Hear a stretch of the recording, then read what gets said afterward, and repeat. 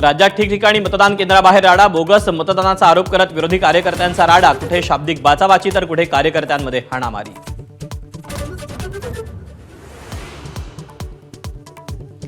रायगड जिल्ह्यातील महाडमध्ये शिवसेना आणि राष्ट्रवादीत तुफान राडा, गाड्यांच्या काचाही फोडल्या तर रोह्यात भाजप आणि राष्ट्रवादीचे कार्यकर्ते भिडले।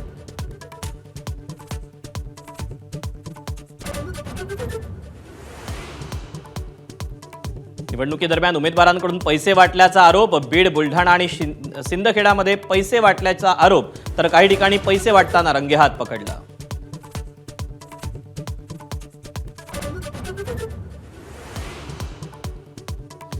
बुलढाण्यात बोगस मतदान करणाऱ्याला 5 जणांनी पकडलं, राजकीय कार्यकर्त्यांकडून चोप तर मुक्ताईनगरमध्ये बोगस मतदान केल्याचा आरोप।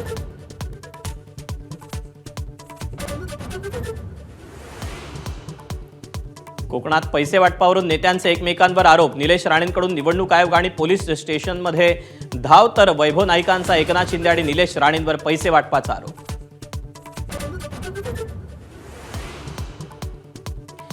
मतदानाच्या गोपनीयतेचा भंग केल्याप्रकरणी शिवसेना आमदार संतोष बांगरांवर गुन्हा दाखल, निवडणूक अधिकाऱ्यावर देखील कारवाईची शक्यता, चौकशी करण्याचे निर्देश।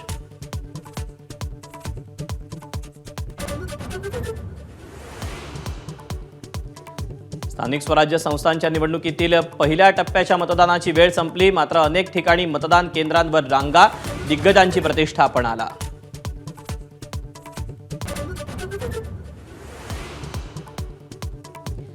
नगरपरिषद नगरपंचायतींचा निकाल 21 डिसेंबरला, हायकोर्टाच्या नागपूर खंडपीठाचा मोठा निर्णय, पारदर्शक निवडणुकीसाठी निर्णय घेतल्याची कोर्टाची टिप्पणी।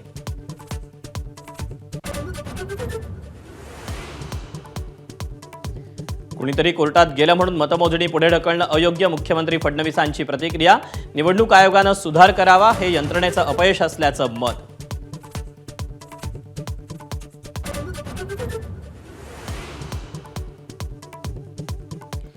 एकनाथ शिंदेंच्या बॅनरवर सोनिया गांधींचे फोटो, सत्तेसाठी शिंदेंची लाचारी, उद्धव ठाकरेंचा घणाघात।